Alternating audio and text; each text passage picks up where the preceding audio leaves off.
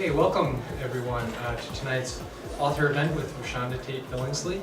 Thank you all so much for coming out tonight and supporting your local independent bookstore. Just a few announcements before we begin.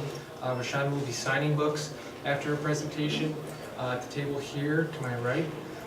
If you would like a signed copy, we ask that you please purchase it at any register before having it signed. And the store will be closing at 8 p.m.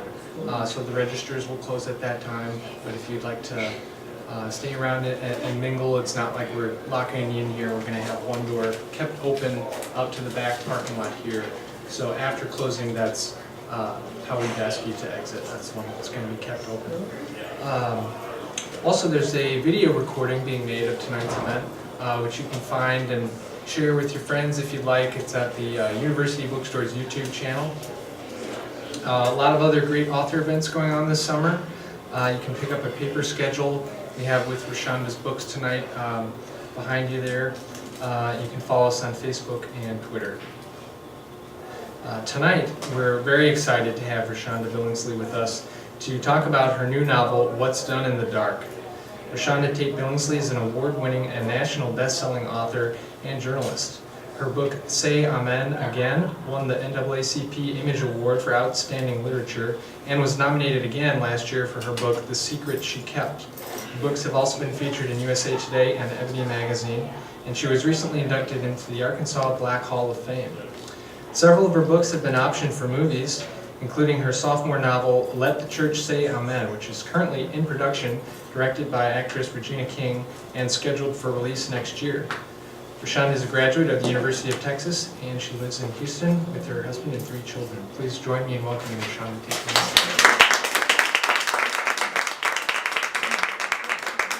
Billingsley. Good evening. Thank you all so much for coming out.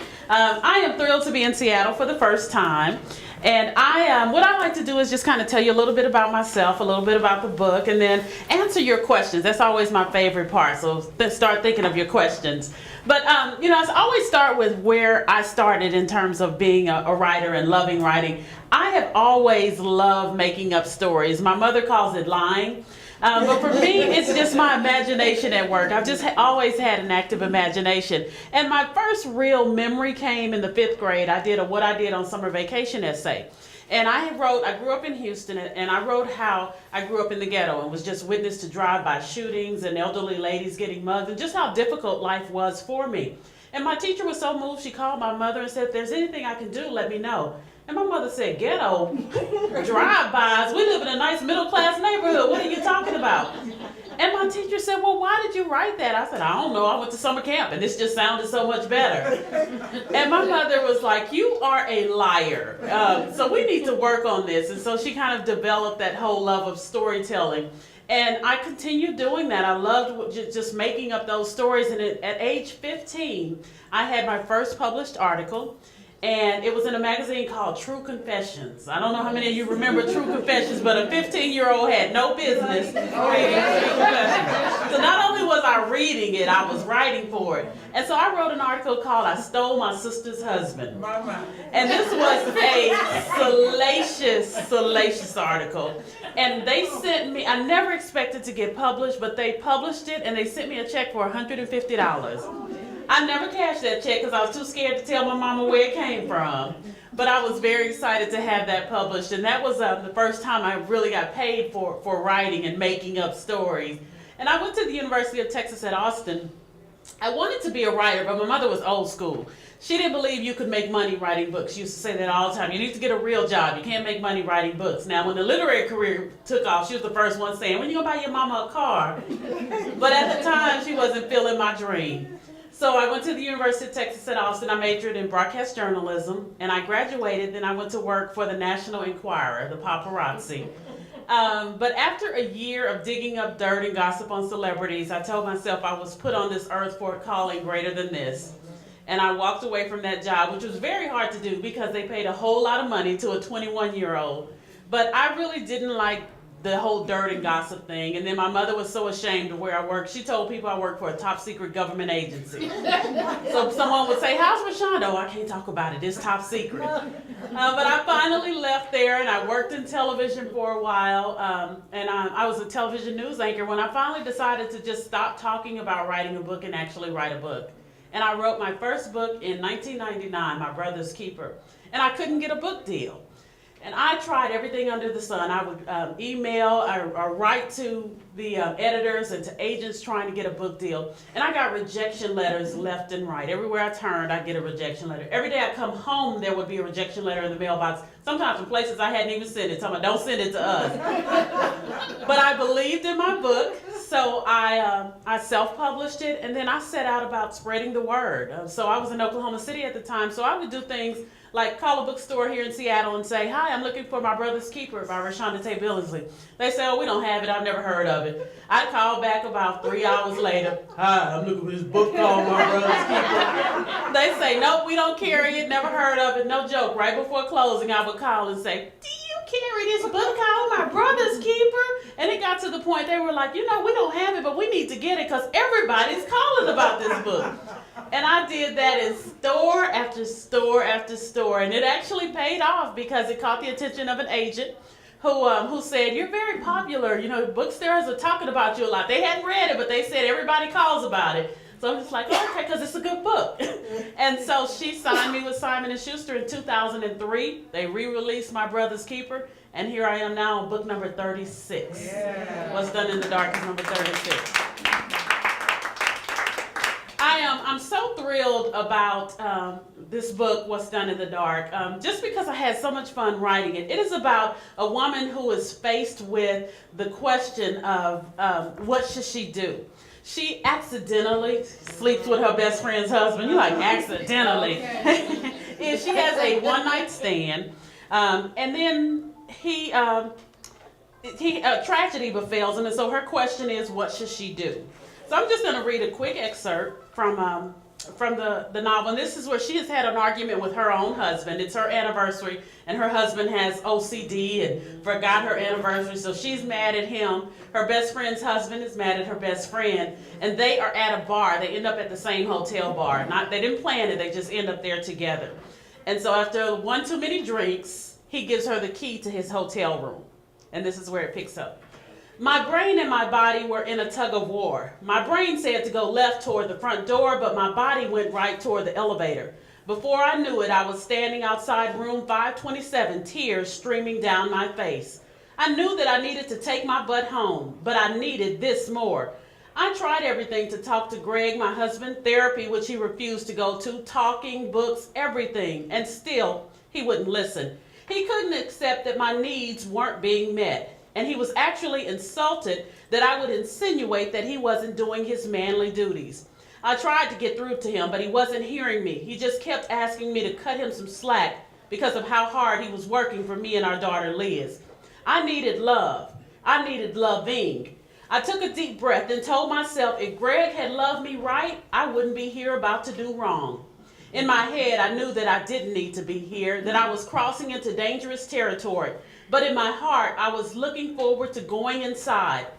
You loved him first. The little voice that had been guiding me up the elevator spoke up, as if to give me that one last push before I changed my mind. I dipped the key in the lock, then walked in to see Stephen sitting nervously on the edge of the bed. He was still fully dressed and looked like he had completely sobered up. He stood as I came in. I wasn't sure if you were going to come, he said. My gaze shifted downward. Me either.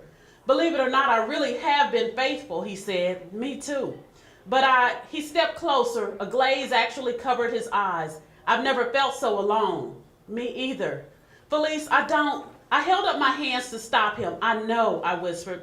He stepped closer and I could feel the heat from his body. His breathing was labored and I could tell he was having an inner battle just like me. He inched closer and like a skillful game of chess, we each waited on the other to move until finally unbridled passion made our decision for us.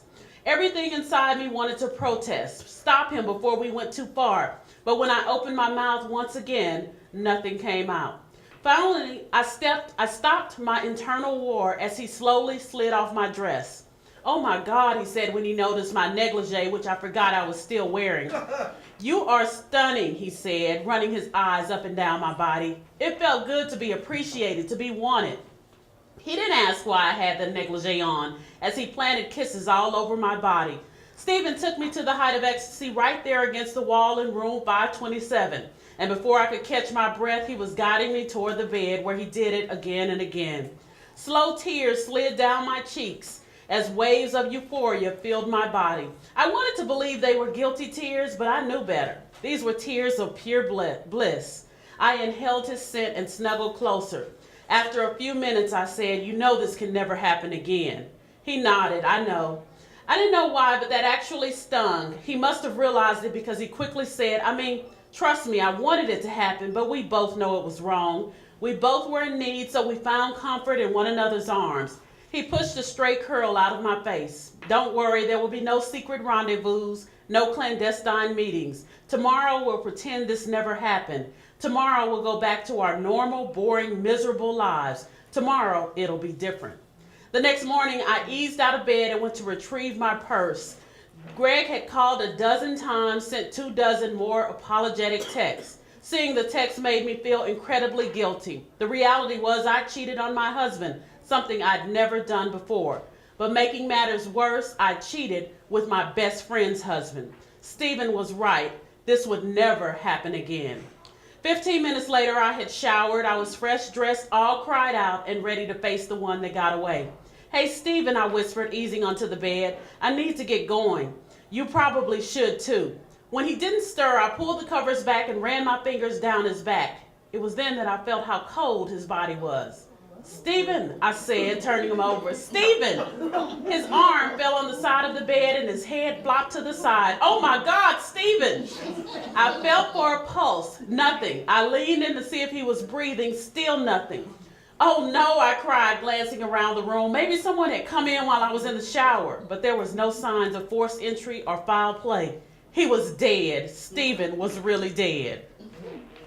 So the question is, does she call for help, or does she get her stuff and get out of there?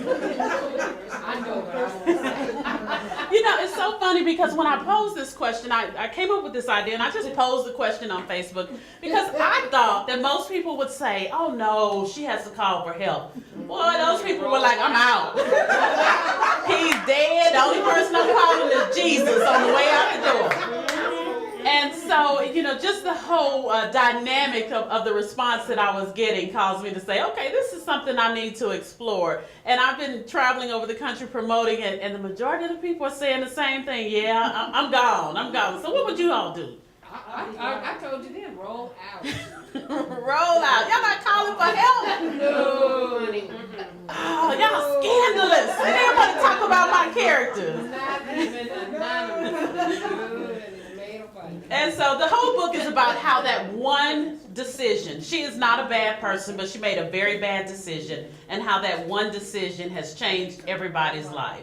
And so it was done in the dark. So I really had a lot of fun writing it, and I'm loving the responses that I'm getting all over the country about it. I also wanted to kind of tell you a little bit about the next phase of my life, and that's the movies. I have Let the Church Say Amen, which has been made into a movie. We've already shot it. It premiered at MegaFest. It does not come out until next year because Hollywood is very slow, but it is done. Queen Latifah is one of the producers. Her company produced it. Regina King is the fantastic director. T.D. Jakes is an executive producer. And I am one of the stars. Okay, I only got 6 lines, but I'm still one of the stars. And 4 of those lines were cut, but I still got my 2 lines and I nailed it. I've already claimed that I'm going to win Most Outstanding Supporting Actress. But the whole movie filming and all of that was just a fantastic experience. I was on set the entire time. And so to see my words come alive on the screen was just a phenomenal feeling. So that one they've already done. They're doing 3 more of my books. And then Regina is also working on making Holy Rollers into a movie as well. So at this time, I would just love to answer your questions, my favorite parts. Anybody has questions? Yes, ma'am. Where are your tour stops? From here, I go to Portland, and then Sacramento, and Stockton, and Los Angeles, and Atlanta. And so I've already been on the road, and I actually go home on August the 9th. So I'm on the road. And this is my first time up this way. Well, okay, so you're not coming Thank to you. Indianapolis? I'm not doing Indianapolis. Okay. I know, I have to tell my publisher, they kind of strategically map it out and say, okay, this time we're going to try these cities. And so I'm doing cities now that I've never done before. Any other questions? I know I didn't come all the way across the country. As far as your books becoming movies, was it just like a matter of, I know it's not as simple, but if somebody, the right person got a hold of your book and it came to you, or was you out there saying, here, somebody make a movie of this, or how did it go? You know, and I know this sounds like a cliche, but I got my movie deal by being nice. I was at a book signing and this girl came up to me and she had on a McDonald's uniform and she said, I would love to buy a copy of your book, but you see where I work, I don't get paid until next week. So I bought a copy of the book and gave it to her and signed it for her. She was so excited, and she gave it to her sister who worked for an airport bookstore in Phoenix. Well, one day Juanita Bynum was coming through that airport bookstore and asked the sister for a recommendation. And she said, you've got to buy this book by ReShonda Tate Billingsley because the woman was so nice to my sister. And Juanita said, oh, I don't read fiction. I've never read fiction in my life. And the girl convinced her to buy my book. So Juanita bought my book. She read it on the plane. She loved it. She sent me an email. And I did not answer because I thought it was spam. I was like, yeah, right. Juanita Bynum emailing me. And then she got in touch with my publisher. And she set up a meeting. And long story short, she said, I love this book and I want your permission to take it to Hollywood. I said, my permission, do you want me to drive you? I can be in Atlanta in 13 hours. And so she took it to Hollywood, and that's how I got on their radar. They actually bought it, and I've kind of been on the radar ever since. So, you know, I've always wanted it. It's always been a dream, like with so many writers, but that was just one simple act without expecting anything in return. Yes, ma'am. My question to you is kind of twofold. One, I love the way you talk about your children. On Facebook, they are huge. So is there something coming out with your kids that you're writing about, or you even look like you could do a reality show? It seems to be so much fun. So what about your kids? Yeah, I'd love to do a reality show. My husband would be like, he'd be on there like, I'm not saying a word. Yeah, he wouldn't let that happen at all. But no, I come from my family, my kids have been here before. I have 3 children, 4 if you count my husband. But I mean, they keep me on my toes. I don't have any plans to write anything. I've written a book called The Motherhood Diaries, and I include a lot of their stories in there. But there are no plans. It's just every day. People that come to my house, you know, a lot of people think she's a writer. She's making that stuff up. And then someone meets my kids, and they're like, oh, she's telling the truth. Yeah, so my kids do look. My son has been here before. He's 7. I'm convinced he's a reincarnated 43-year-old bachelor. And he asked questions. He asked me the other day, if Adam and Eve were the first people that God ever made, and everybody else are descendants of Adam and Eve, wouldn't that make you and Daddy cousins? I was like, we're going to bed. And so he just will come out the blue with questions like that. But my kids also have developed my love of storytelling.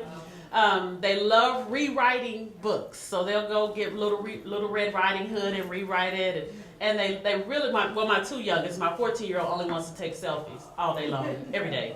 But my 2 youngest, they love rewriting. My son came the other day and said, Mom, I rewrote the Bible. I was like, no, that one is good, just as it is. We don't need to rewrite that one. But yes, they provide me with a lot of entertainment. Yes, ma'am. Question. Given the subject matter of your latest book, and you know I read the post, I know what you're saying. Are there those who have challenges with the subject matter? Like you said, she's a good person. She made a big mistake. Are there those who think that this is just horrible that you would write a book? Not promoting this, but you're bringing the subject back. Oh, absolutely. But with everything I do, I get that. As you well know, I'm challenged a lot. A lot of people classify me as a Christian fiction writer. I'm not a Christian fiction writer. I'm a Christian who writes fiction. I don't like the label of Christian fiction because when I deal with topics like this, then I get it. I get the emails that tell me I'm going to rot in hell. And yes, I get them. And I used to sit in front of my computer and cry. And my husband will say, oh, ignore that, at least you got their $15. Right? You know, but people would judge me because of what I write. And I write reality. The crackheads I know don't say, pass the pipe, gosh darn it. You know, right? So I'm writing reality. So yes, I haven't caught any flack from that because one of the things that most of the people that judge me haven't even read the story, have read the book. Because you'll see, it's adultery, it's a topic that I deal with, it's a reality, but I also deal with the consequences of those bad decisions, the consequences of one good person making one bad decision. And so I think, you know, over the years, my readers have come to see, yes, I touch on some provocative subjects, but I show that there are consequences and redemption for even bad decisions. But yeah, I've caught it. I had a book signing in Virginia Beach, set up by a local radio station. They had sold over 200 tickets to this event. And then they called me about 2 weeks before and said, oh, we're canceling because we didn't realize you wrote soft porn. I was like, did they get my book mixed up with Zane? And so I went and looked to see what they said. We got to chapter 12 and your book is just horrible. This was Let the Church Say Amen.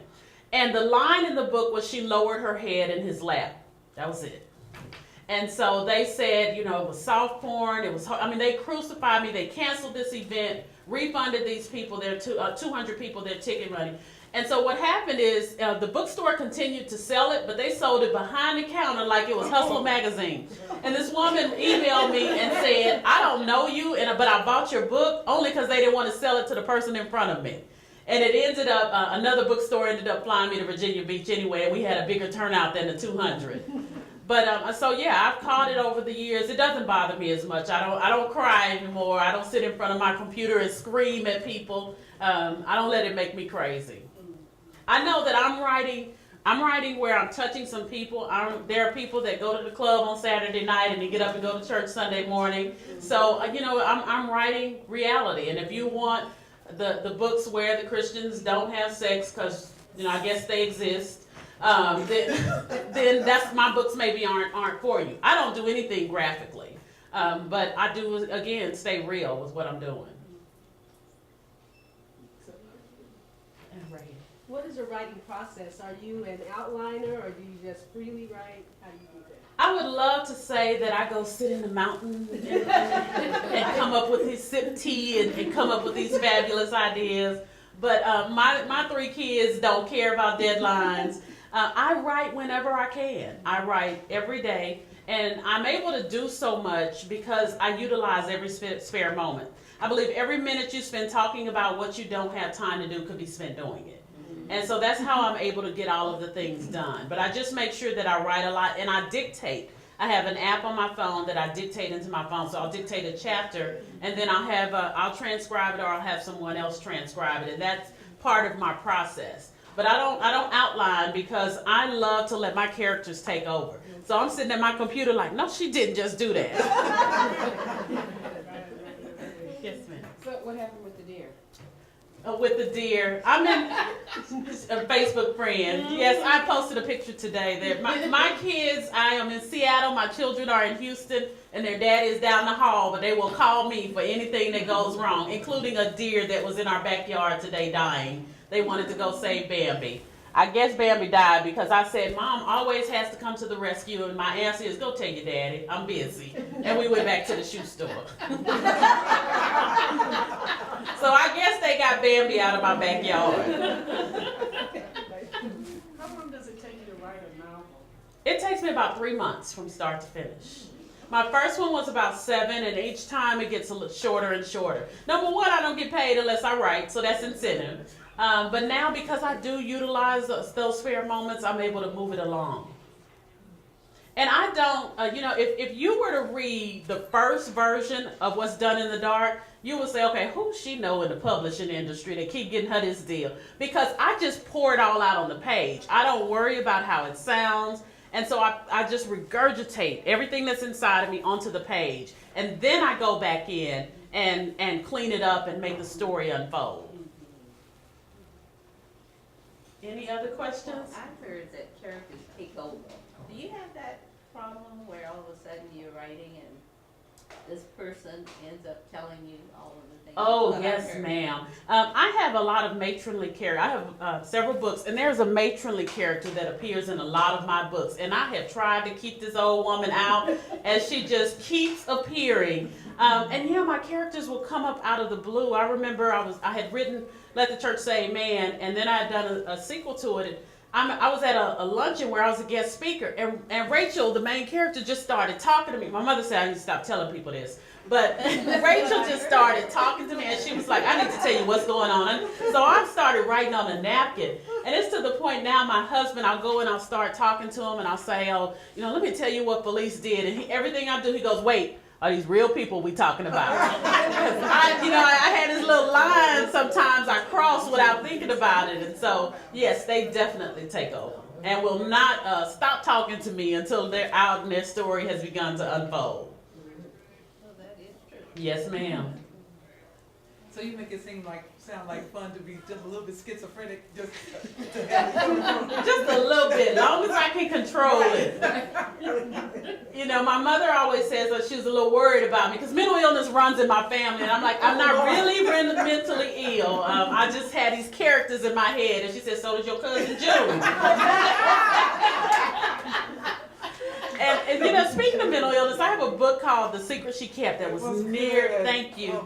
That book was near and dear to my heart. It's about a woman who meets and marries the man of her dreams and forgets to tell him that she has severe bipolar disorder.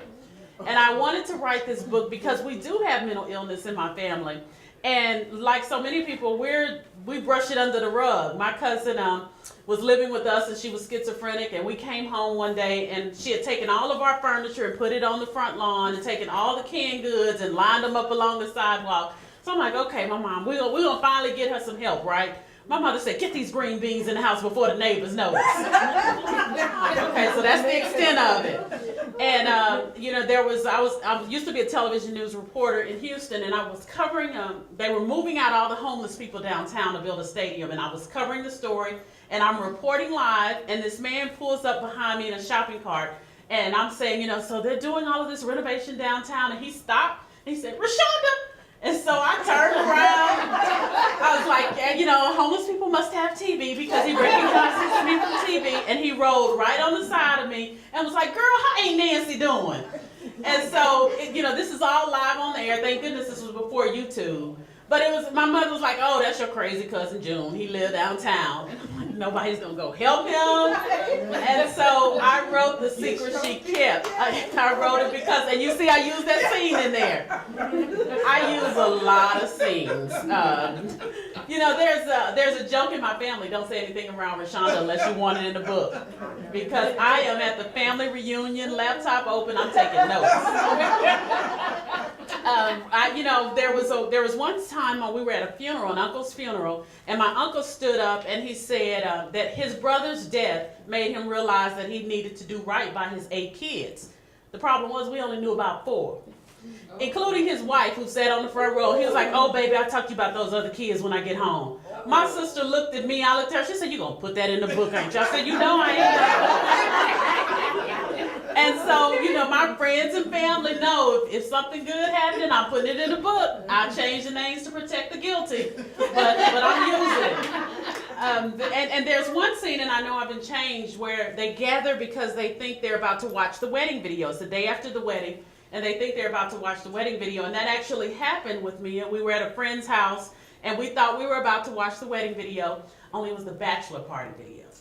And it was the groom. He had gone to take someone to the airport, and he was with 2 strippers, and it was out of control. So the new bride was on the floor in front of the TV. She's crying. Her mother's over here clutching her pearls. His mother's over here about to pass out. And I'm in the back of the room going, I cannot wait to get home so I can write this down. And I did. I used it. And so, so far though, I haven't had any issues. There is one character in that book, I know I've been changed. Her name is Shondella. And she is very, very ghetto and country and over the top. And she named her kids after her favorite cars, Toyota, Camry, Mercedes. Just very, very over the top ghetto girl. And my husband read the book and said, oh my God, why would you name this character after my sisters? And I had not realized it. It was subconscious. He has two sisters. One is very, very ghetto. One is very, very country. And they have kids. We still can't pronounce their names and they're grown. But they are very over the top. And their names are Sean and Della. And I just combined and made this character Shondella, and I really did not think about it. I was like, oh my God, it's about to be some major drama in the Billingsley household. But luckily, like I said, they're a little country and ghetto, so when they saw it, they were like, oh, I'm in a book. I'm in a book. So all was well in the Billingsley household. Any other questions? Yes, I ma'am. just wanted to make a comment, because I'm in a book club, and we would read the books, like you said, we would get into these characters like we just know them, like we were talking about.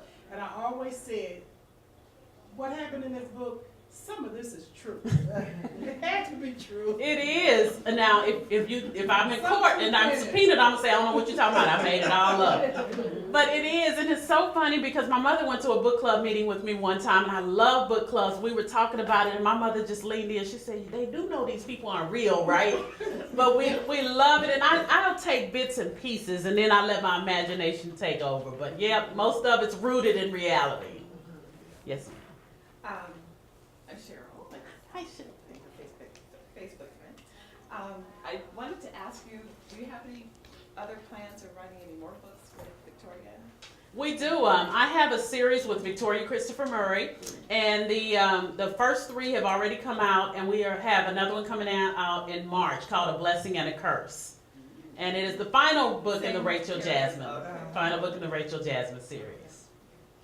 And writing with someone has been so much fun because we feed off of each other, and so she would write a chapter, send it to me, and I would feed off of that and reply to it. So there were points where in the book where I would just want to take out a gun, shoot Jasmine, and write the end.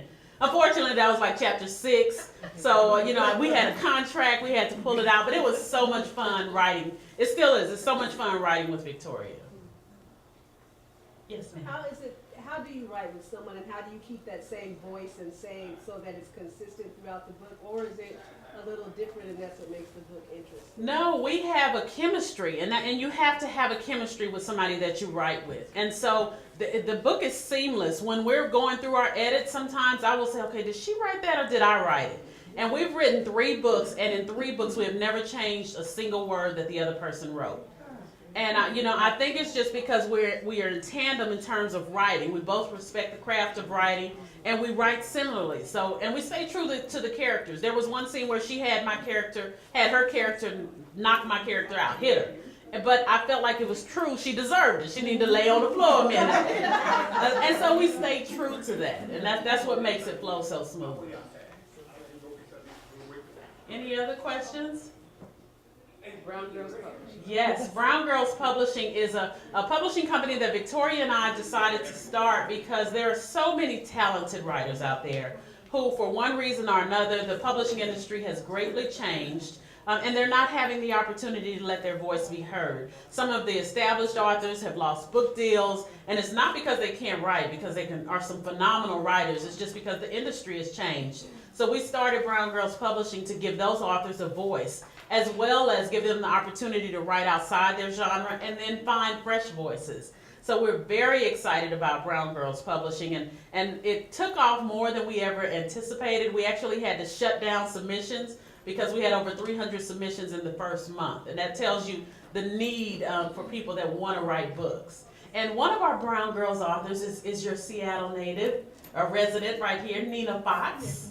My dear friend, Nina Fox. She has a book with us called Mama Gone and a YA book called Catfish that you definitely should check out.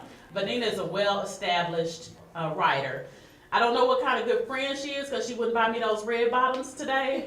And I don't know what kind of host that is, but other than that, she is an awesome, awesome writer. All right, any other questions?